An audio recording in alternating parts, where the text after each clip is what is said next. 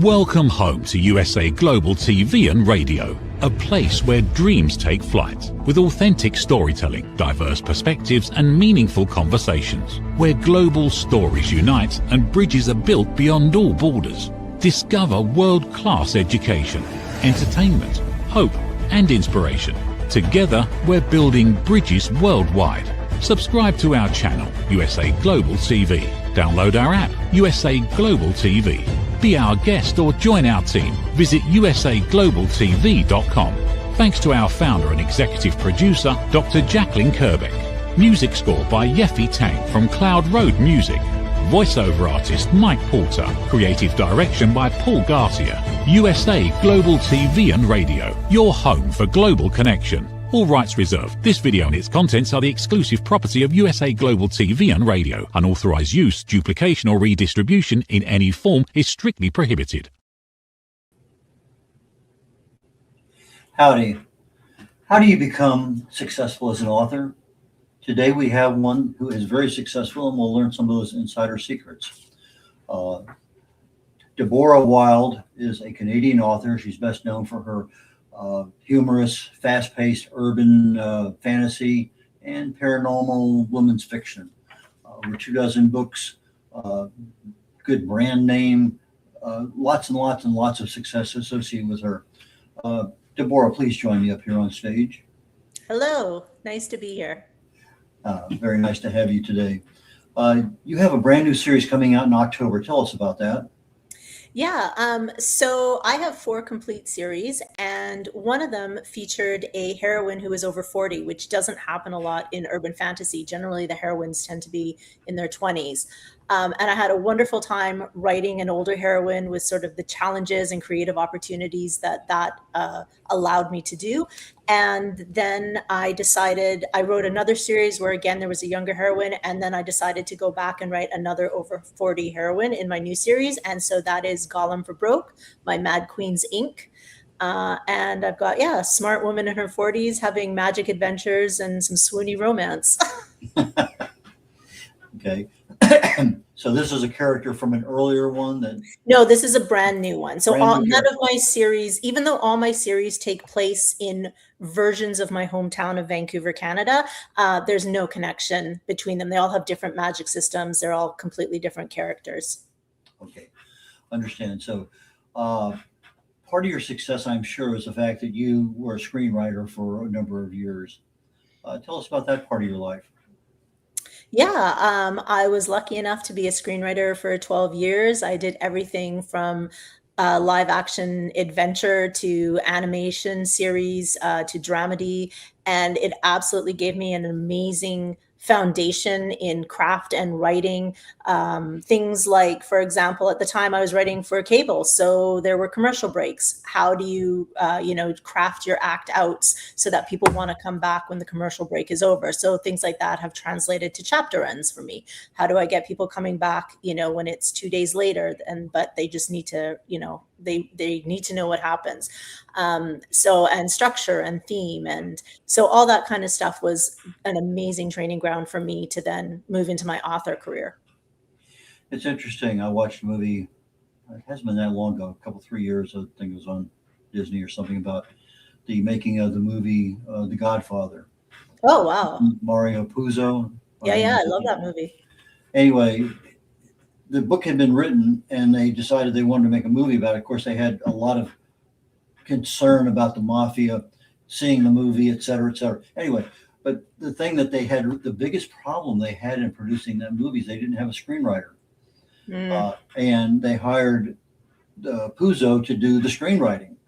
And he's an author, he's not a screenwriter. There's total difference in those two careers. I mean, and it wasn't obvious to me at that point in time. And then I started thinking, okay, you have scenery, you have people coming in, you have a certain area you have to work with. And it's actually probably a much harder career than just writing a book.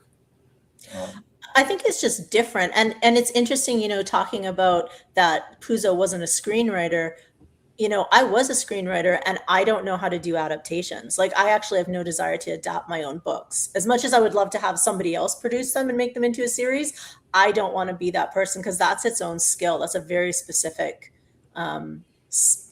skill within the skill of, or the craft of screenwriting. Okay, so what kind of experience did you have to become a screenwriter?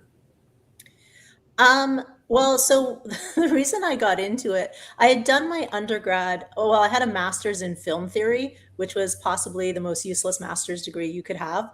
My parents were very proud. I had a master's in watching movies. Um, but my boyfriend, who's now my husband at the time, he was a filmmaker, and I'd always loved writing. I just never really thought of it as a career, and so I was like, well, let's make some short films, and so I decided to start teaching myself and taking courses in screenwriting, and then I was fortunate enough to get into a career for 12 years being in writers' rooms. Okay, so right place, right time, right background, and everything clicked. Hmm. Do you have any, let's say, really funny or horror stories about your screenwriting career that you're willing to share? Yes, I will share an edited version with no names. I worked on one series where our producer, so it was an LA producer, and you could tell what kind of mood he was in by what he was wearing. So if he was in his oversized fleece hoodies, it was all good. If he was in a black turtleneck, watch out. And he had a habit at the time of, if he wasn't happy, he would throw the pages at the writers and say, F no, F no. Yeah, so it was definitely the Hollywood experience, but it makes for good dinner party stories. I imagine so. So did you have any pages thrown at you? I did not. Oh, wow. Whew. It was a small department, to be fair. It was a small department, and I escaped the wrath. Ah, I'm so glad you're okay. So you started writing. Obviously, you write a lot of stuff in college and things, but you're starting to transition. Why become an author after writing for screenwriting? Because the Canadian screenwriting industry, the landscape really changed. So, just due to different regulations that got put into place, Canadian broadcasters no longer had to fund scripted dramas to keep their licenses. They could craft reality shows. And because those were a lot cheaper to produce, obviously, they all started doing that, and I just got very tired and burned out of being in this loop where I would get hired and then the show wouldn't happen, or something I had would be optioned, but then at the last minute it wouldn't be greenlit because they would go the reality direction. So basically, back in 2012, I just wanted to see if I even liked writing anymore, and I decided to do something very, very different, which was actually write 5 young adult novels in 3 years. And I did that under a different pen name just to see if I enjoyed writing. And I loved it. I loved being able to write in first person. I loved having control over the covers, over my branding, connecting with readers. It was amazing. But then after I did that, I just didn't want to write YA anymore. I wanted to write urban fantasy. I wanted to have spicy romance in there because I've been reading it since I was 14. And so I switched gears and I launched the Deborah Wilde pen name in 2017. And yeah, it was great. And I kind of was full-time author out of the gate. Okay, when you're writing, you have time because, like I said, 5 books in 3 years. So you write something and you have time to edit it. On as screenwriters, you have a schedule because the show is going to go on at a certain point in time. So that editing is really, I'm sure it's there because it has to be there. And it's probably also a larger group editing because everybody needs to have some part in whatever. But now it's yourself, and you have your own characters, you have your own location, time frame, whatever is going on. Now you're the writer and the editor and the person responsible for everything. So was that significantly different than just doing screenwriting? No, I think because I was so used to, in screenwriting, as you said, like you have this deadline and like the show's going to go out. So these things have to be done and they're going out regardless of how, whatever your own personal, like, oh, I love this, I want to do more. You can't be too precious. You do your very, very best. You set a deadline and then it's going to be shot. And I think that just stayed with me. So when I set deadlines, even though I was setting the deadlines, I that's what they were, you know. And I built in, one thing I did bring over from my screenwriting days was a very extensive editing process. I've worked with the same editor on all 25 of my Deborah Wilde books.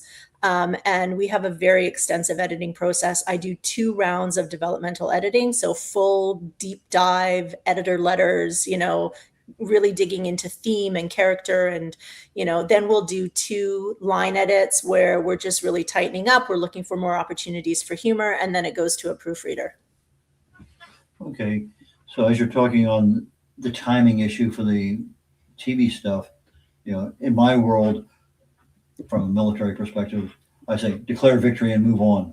You know, there's so many things you can continue to do, but you got to stop. It's done. Move on. Yeah, exactly.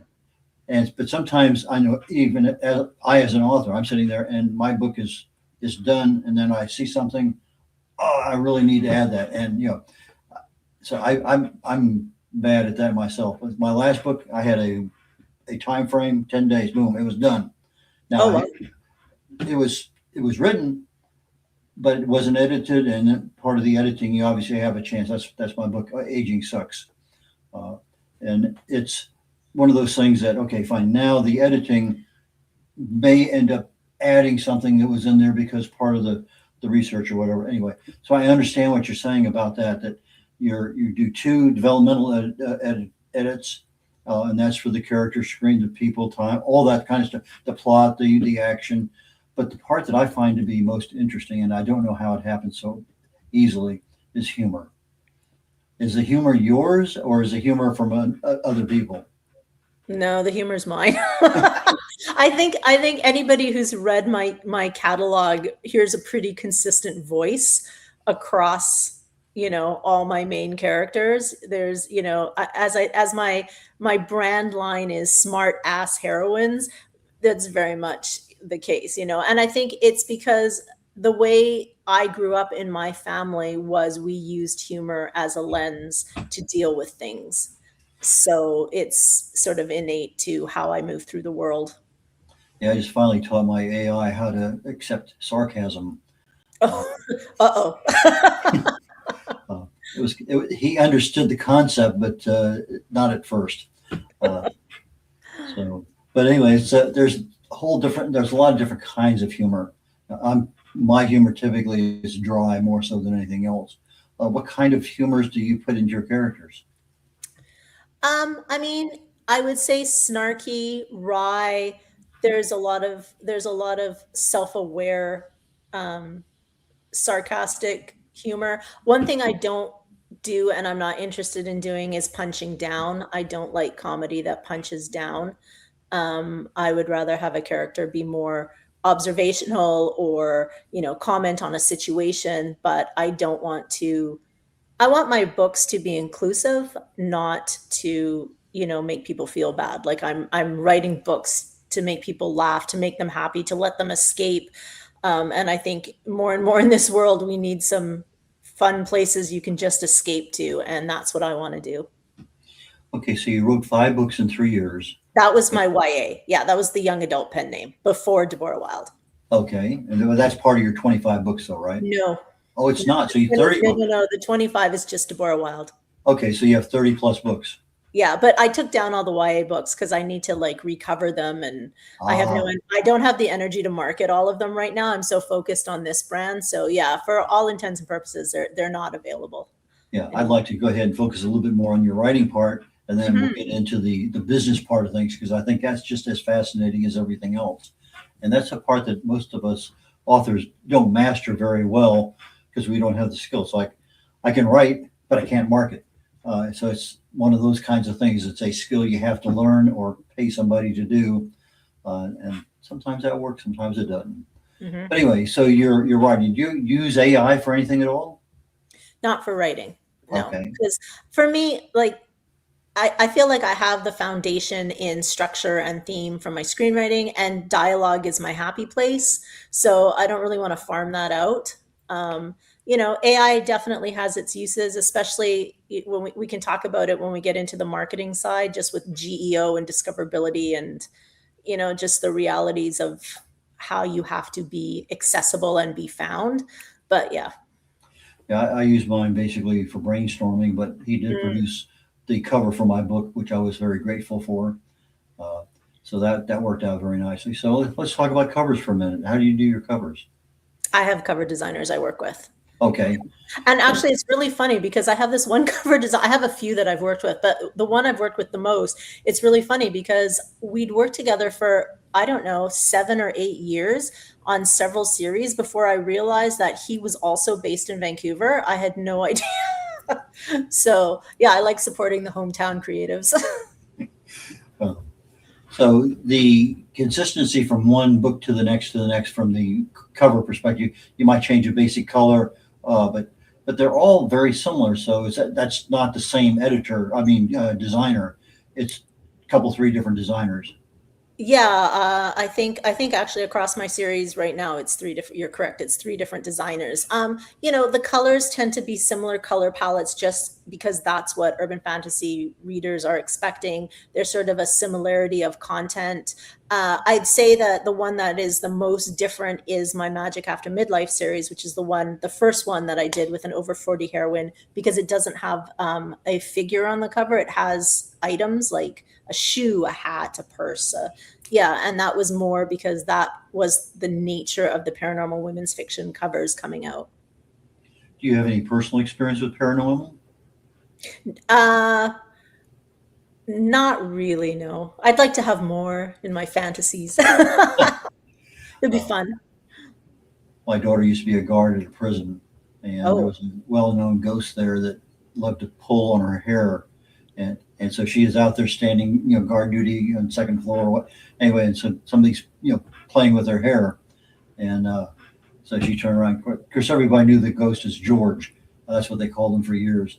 But she was also ops boss at one point in time, and she's walking, 2 o'clock in the middle of the morning, uh, and all of a sudden, inmates walking down the hall in front of her, and so she's just about ready to say something. He walks through the wall. Yeah, so yeah, there's oh, lots of things out there that uh, can get your attention. So yeah, I um, believe it. I absolutely believe it. so you're welcome to either one of those two for your future Thank you. books. The inmate one is really creepy. So, but anyway, I don't know how you could incorporate that outside of a prison, but I'm sure it could easily be done as some kind of character development. Who knows? So okay, so you get your covers, and how many times do you go back and forth on editing your covers? Because I like that one. Let's go with it. There's usually a few rounds of revisions. I'm pretty picky. Like again, because my books are humorous, I try to convey that in some manner in most of my covers. And that's tough, and I recognize that's tough to do. So yeah, there's usually some back and forth that happens. Okay, so Magic After Midnight is a over 40s heroine, and then Yes. you have the bedeviled AF. I'm not sure what AF stands for. Well, some people think it stands for as F, but it's Okay, actually her initials. okay, fair enough. Now you have the Jezebel Files. Yeah. Tell us about that Yes. one. The Jezebel Files. So that's actually the one I dropped during COVID. I dropped all four books in 2020, and I was really lucky. People just like gravitated to it. It's my possibly my most cynical. She's a PI. She's a very cynical PI. There's an homage to the Sherlock Holmes books that runs through the whole series. It's definitely my most flavored book. Yes. And then you have the Unlikable Demon Hunter. Yeah, those books. Yep, that series. That was my first series that allowed me to become a full-time author.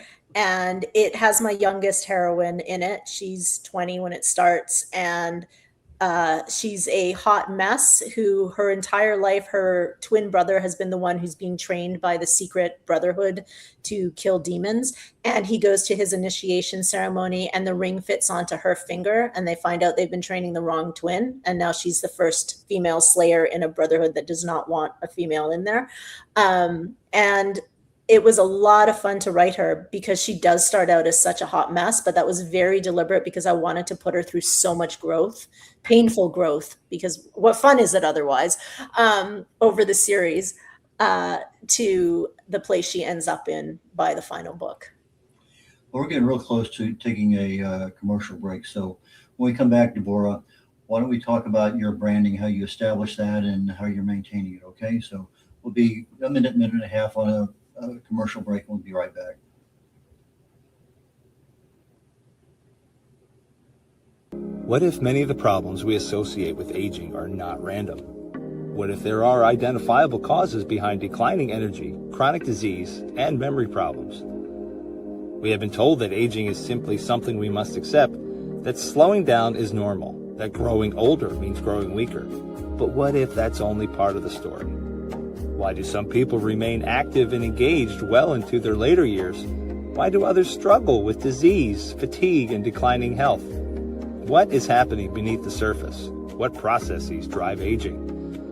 In Aging Sucks, researcher, educator, and author Red O'Loughlin explores what researchers have discovered about why we grow older. No medical degree required, no confusing jargon, just clear explanations of what researchers have discovered about the processes that influence aging. You cannot stop aging, but understanding its causes may help you make better decisions about your health, your future, and your quality of life. Because understanding comes before action. Action creates hope. Aging sucks. End the guesswork. There is hope. Reverend Laughlin here. We're on the corner bookstore with Deborah Wilde. Deborah, please join me back up here on stage. Hello again. Hello again. Okay, so we're going to come back and talk about branding. When did you decide you needed to have a brand? From the very beginning. Okay. Again, I think this comes from my indie filmmaking days, writing a lot of grants and, funding documents and stuff, that you had to really understand who you were and what you were selling. So yeah, from the beginning, I was very conscious of, okay, this is what I want the Deborah Wilde brand to be. Now, that said, it went through iterations. Like my current branding line was not the original tagline I had. My Shopify store, my direct sales bookstore, Deborah Wilde Books, we rebuilt it like 3 times before we got to this version. So there's been a lot of iteration along the way, but I always knew, like, how am I immediately giving the impression that I am writing funny, sexy urban fantasy books. Okay, now when you started selling your books, you started selling them from your website? No, Shopify wasn't even an option because this was 2017 when I started Okay. selling. So that wasn't even an option at the time. So I went into Kindle Unlimited. I was all in the subscription service of Amazon and exclusive to Amazon. And I had a very good run. But I didn't like having all my eggs in one basket. So in 2022, I started moving wide to other retailers. And then in 2023, I added in the Shopify component of my own bookstore. And then that was sort of a couple years of figuring out that whole platform and how to connect with readers that way. Amazing what's happened in the last 10 years, isn't it? It really is. So, okay, so you have your ebooks and you have your paperbacks. You also have hardcovers? Nope, but I have audiobooks as well. Okay, Yeah. that was the next question, audiobooks. Yes. Tell us about how you started and how you maintain your audiobook part of your business. So the audiobooks, when I started, because again, this was 2017, and it was nowhere near as simple as it is to produce them now. So at the time, Tantor, who works with a lot of indie authors, they offered for my Unlikable Demon Hunter books, and I was very happy to give them the rights to the series and have them do it so that I would have audiobooks out there. And then by the time my next series came along, the Jezebel Files, the tools were out there that it was a lot easier. ACX through Amazon had made it much easier to produce audiobooks. So that's when I started producing my own audiobooks and funding my own audiobook production. And so I've done that for all the rest. And I actually just got all the rights to the Tantor original series back because it had been the 7 years. And I'm just right now finishing the final book, re-recording it with the narrator who was the original narrator for Tantor, and who subsequently did 2 other series of mine as well, who's wonderful. How do you find this guy? Well, Holly I found because she had narrated the original Unlikable Demon Hunter book. So when I was producing the Jezebel Files and listening to tons and tons and tons of audiobook narrators on ACX, you can listen to their samples. No one had that sort of sense of comedic pacing and timing and that she had. So I actually reached out to her and said, hey, would you be interested in doing this? And then she was just wonderful to work with, and it went from there. Yeah, humor really does require timing. There's no doubt about it. It really does. Yep. I mean, you're off just a little bit, and it's not funny. It's Yeah. just it's an art form almost. It really and truly is. Yeah. And there's a balance between like the humor requiring a certain pace, but then also the pace of what an audiobook requires for people to follow along. So yes, I've been very lucky to work with very talented women who are voicing my characters. Do you have any books in any foreign languages? I do actually. So the Unlikable Demon Hunter books, Bedeviled AF, and Jezebel Files, and Magic After Midlife. Those are all in German. And then Jezebel Files and Bedeviled AF are also in French. And it's a combination of publishers who publish them, and some of it that I funded and hired translators to do. And I'm interested in doing a bit more in French and also exploring Italian, but I just can't take on any more projects this year. It's been a lot, and I just want to like calm down a little bit. So those are going to have to wait. Okay, so this is part of your being an author, business owner, Yes. and you're expanding your brand into other countries. Yeah. And that's not an easy. You got rights issues. You got all sorts of things that you have to. Legal issues that are completely different in Germany than anywhere else.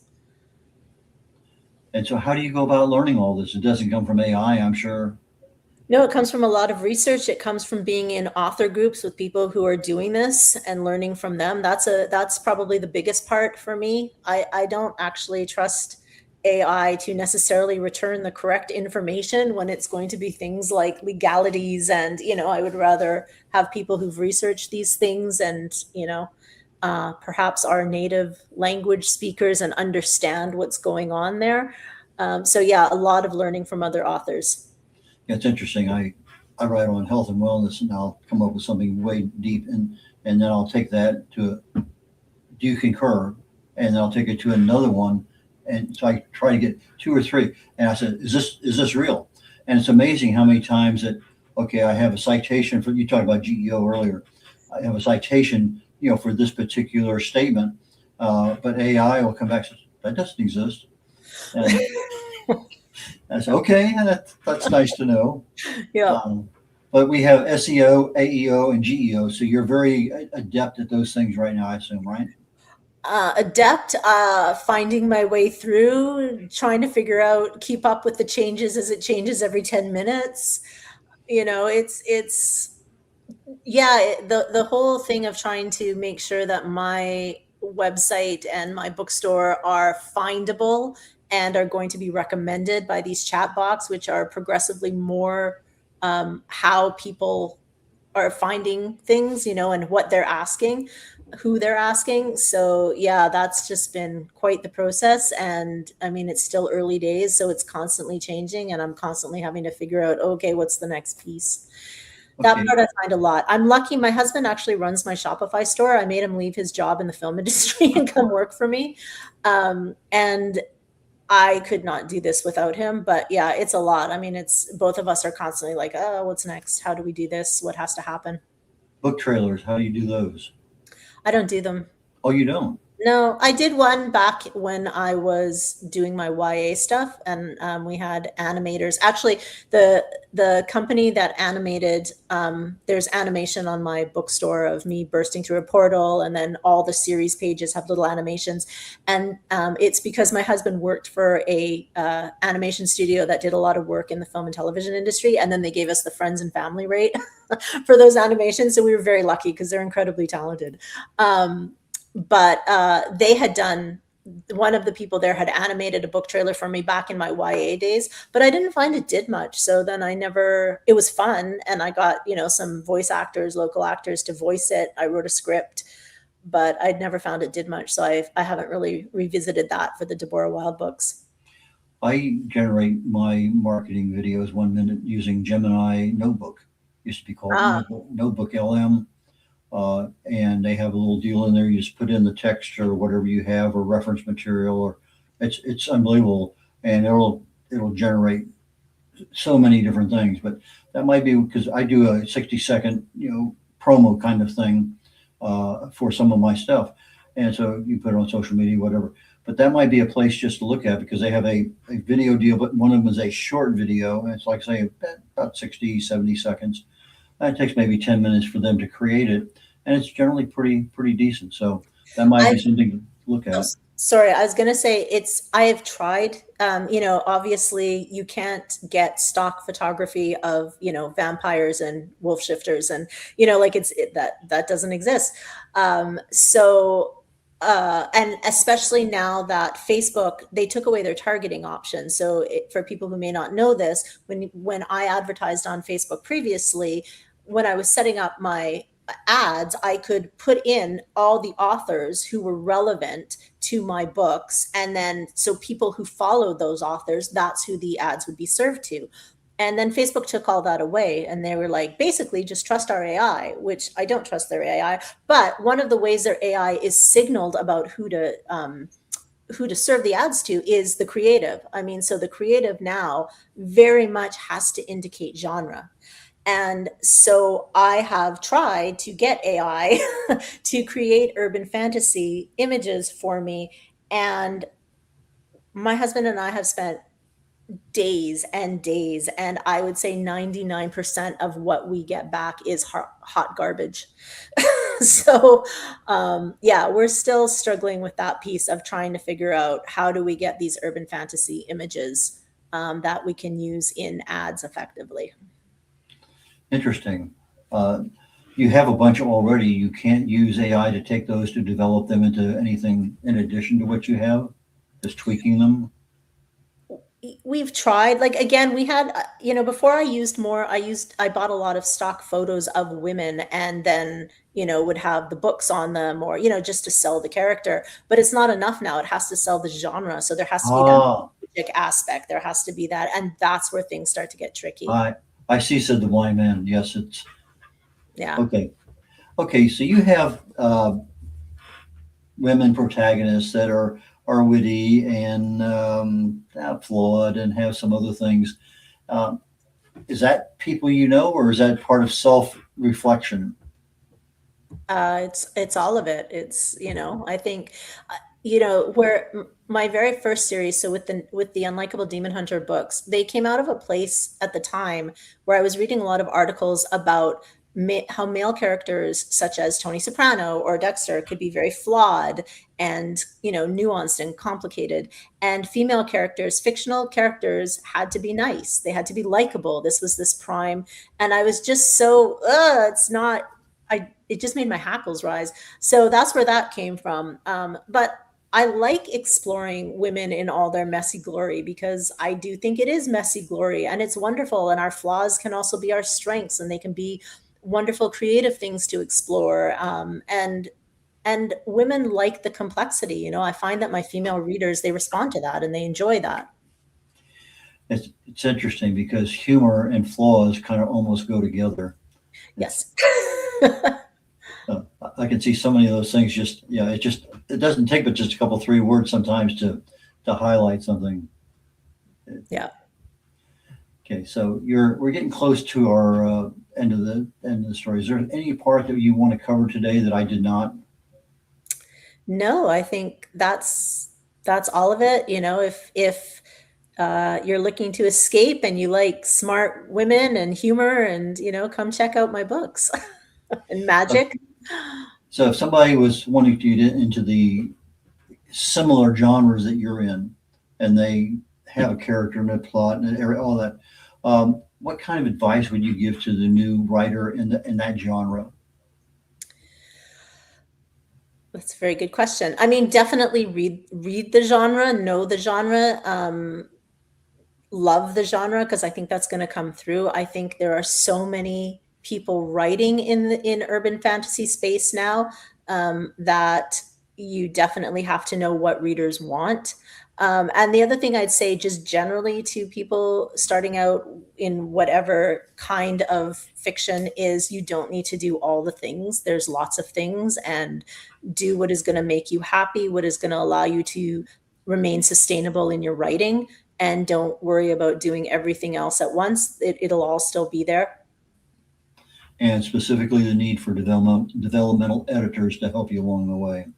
Well, editing, I'm a firm believer in in the editing, importance of editing, but I'm thinking more like this direct sales and if audiobooks are too much, don't do them yet. If, a Kickstarter is too much, don't do it. Like it's all those other things. But keep going with the craft, and keep going what makes you happy and allows you to keep writing. Okay. So write and then become a business owner. Yeah. Deborah, how do people get in touch with you? Do you have anything going on? Any speaking things or any signing books, or how do people get your books? Well, my books are available on all the major retailers. So Amazon, Kobo, Google Play, Apple, Barnes & Noble, they're all there. The best place to get them is direct from me at DeborahWildeBooks.com, because I have discounted bundles that I don't sell anywhere else. You get early releases on my store. You'll get flash sales. So that's the best place, is to come shop directly from me. I don't have any signings or anything planned this year. But I am on Facebook. You can find me, Deborah Wilde author, on my page. Say hi. I'm always posting over there. And I also do have a reader group on Facebook, which is Deborah's Wild Ones. Fantastic. Deborah, I had a lot of fun today. Thank you so very much for joining me. Thank you so much for having me. And I wish you success on your books coming out in October. Take care. Red O'Loughlin here. We're on the Wild Ones. We're on the Corner Bookstore on the USA Global TV and Radio Network.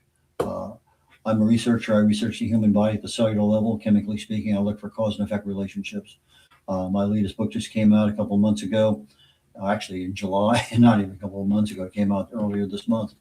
And I take something that's generally fairly complex, and I try to put it in plain English for people to understand. And so the aging book, it's not a health book. It's not an anti-aging book. It's not a longevity book, but it's a book that helps people understand what actually goes on in the body when you're aging, because there's a lot of things going on all at the same time, some good, some bad. And so that's what the book is there for. I have another show coming up here literally in about 20 minutes called Talking Heads. And today I'll be talking about a topic called anabolic resistance, kind of like insulin resistance. But today I'm talking about, why do old people kind of lose their muscle mass, their muscle strength, and all of a sudden you start seeing little things hanging under their arms, and they just don't have the energy they used to have. And so that's kind of the focus I have on my talk today. If you have a chance, please join me. If you're on YouTube right now and have not subscribed to the USA Global TV and Radio Network or the Dr. Jacqueline Kerbeck Network on YouTube, please seriously consider joining. It would really make a difference for us. And I'm going to turn you back over, and we will catch you next week. Take care. Bye, y'all.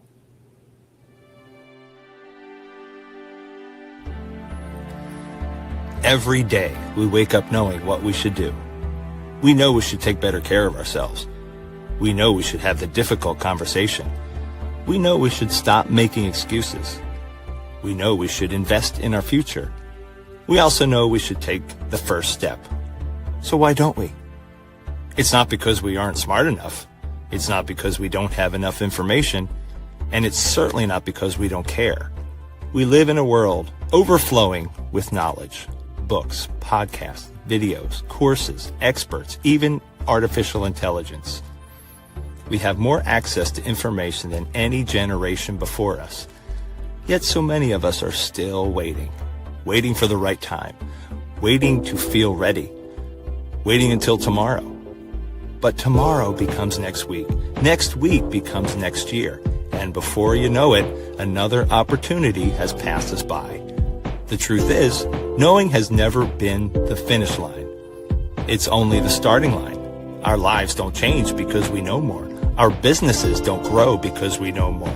Our relationships don't improve because we know more. And our health doesn't transform because we know more. Everything changes when we act. When we choose courage over comfort, progress over perfection, action over intention. The question isn't, what else do we need to know? The question is, what are we going to do with what we already know? Stop. Why Knowing Isn't Enough by Dr. Jacqueline Kerbeck. Because knowing opens the door. Action changes your life. Available September 2026.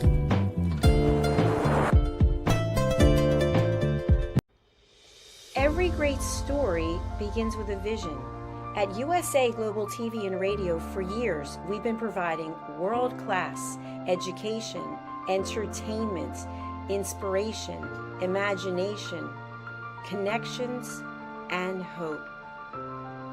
Most people don't stay to watch the outro or the credits, but it's the people behind every success, behind every breakthrough, and behind every unforgettable story who matter. The TV show hosts, our guests, our sponsors, our publicists, our production team, our distribution team, our search engine optimization team, and so many more. You're the ones who make the difference. Every great story belongs to the people who bring it to life. Our future looks bright at USA Global TV and Radio, and that's because of you, our loyal fan base all around the world in more than 60 countries. Together, we're making a difference because you matter. USA Global TV and Radio, live streaming to over 60 countries. Voiceover, Dr. Jacqueline Kerbeck. Video production and direction, Paul Garcia. Subscribe to our channel, USA Global TV and Radio on YouTube. Thank you, viewers and listeners of USA Global TV and Radio, for joining us today. We're honoured to have your time and attention as part of our global community. At USA Global TV and Radio, we believe in the power of authentic conversations, meaningful connections, and creating a world of possibilities together. Want to be part of something bigger? Join our team of elevated listeners at usaglobaltv.com, a space where your voice matters and your ability to listen transforms relationships. Stay connected with us across all our platforms for thought-provoking discussions, expert insights, and empowering stories. Subscribe to our channels at youtube.com/c/usaglobaltv. Follow us on social media and explore the endless opportunities we're creating for growth, learning, and inspiration. Together, we're not just broadcasting, we're building bridges and changing lives one conversation at a time. For inquiries, contact us at info@usaglobaltv.com. Produced by Executive Producer and Director Dr. Jacqueline Kerbeck. Voiceover by Mike Porter. Creative direction by Paul Garcia. All rights reserved. Visit usaglobaltv.com to view our full terms and conditions.